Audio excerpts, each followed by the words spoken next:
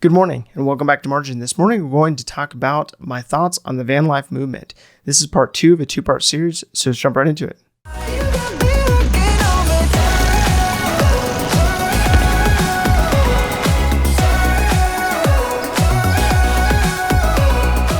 And so we've seen apps become available that help people to source free spots to park on vineyards and ranches and farms accordingly, as well as resources for selling, buying, selling, and trading vehicles. And so there's a number of different resources out there today for this movement in particular, but that just shows how much the movement has picked up steam even from 10 years ago when the original hashtag van life began. So an example of this would be a resource where a company will spec out your specific van, will allow you to either purchase a shell vehicle or for them to provide that shell of a vehicle that then you can outfit in order to utilize it to build in all the components that you want included in your specific vehicle. So I have a neighbor in particular who has a Mercedes Sprinter, and this thing is decked out. It is an overland version that's lifted, and it has basically a exoskeleton of sorts that basically is a roll cage around the overland version of that Sprinter. And these things are impressive. So you may be picturing a old school conversion van. You may be picturing something like a 15 packs van that's like shuttle service.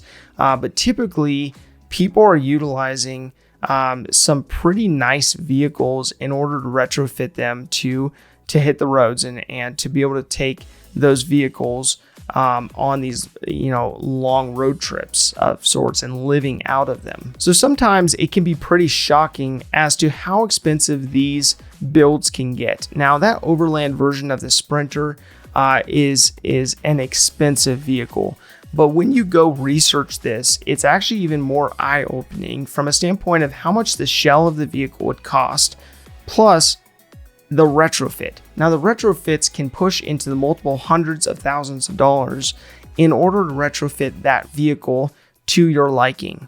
Now with that as well, there's a waiting list for many builders up to a year or so in order to even get your vehicle.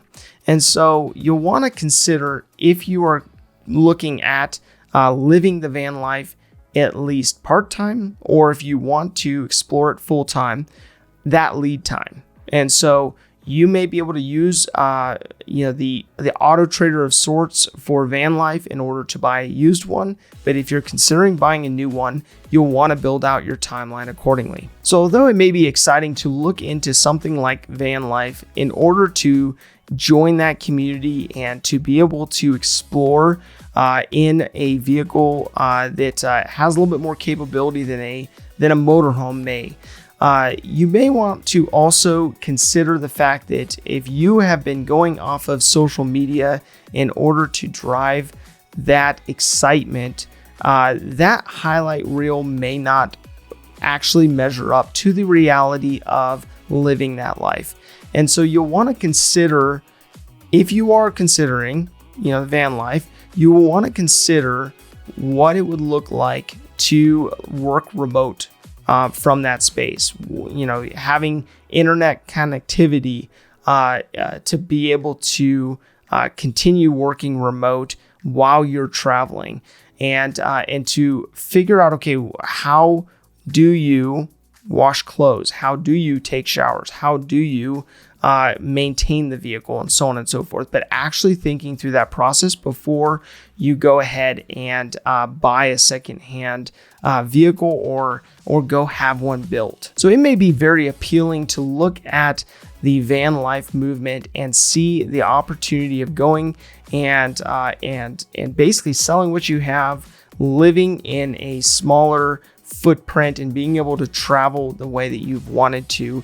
And you may be dreaming about what that would look like, without factoring in the pros and cons. Like I mentioned before, looking at the drawbacks associated to actually day-to-day living out of that van.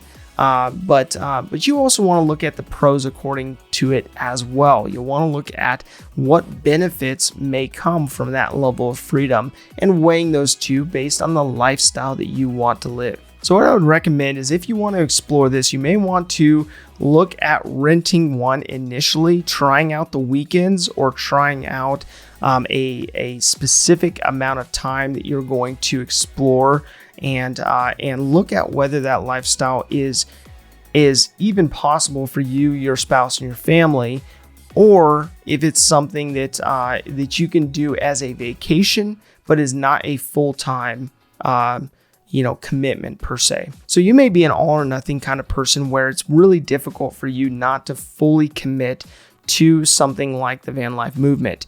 Now, you may want to consider, before jumping both feet in, looking at how you could begin the process of downsizing.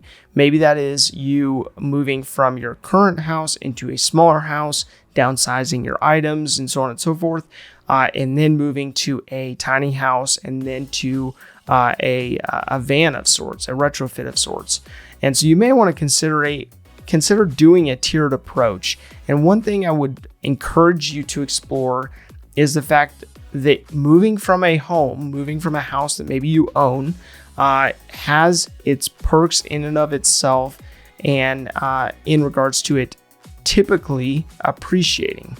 Whereas if you move into this van life, you move into a tiny house of sorts, you will typically feel the depreciation, not the appreciation of that asset, just because it's on wheels, and typically it will decline in value depending on how you buy it. So you may be excited about the idea of having freedom to explore, having fewer encumbrances, having fewer responsibilities, having the ability to be able to downsize.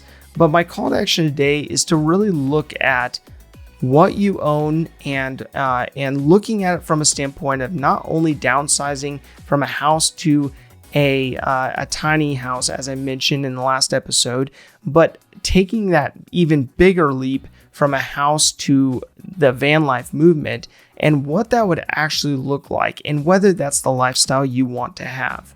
If this information is helpful to you, please do like, subscribe, and hit the notification bell so you're reminded to come back on a daily basis and improve in managing your personal finances. Thank you for your time. Enjoy your day, and we'll see you back tomorrow.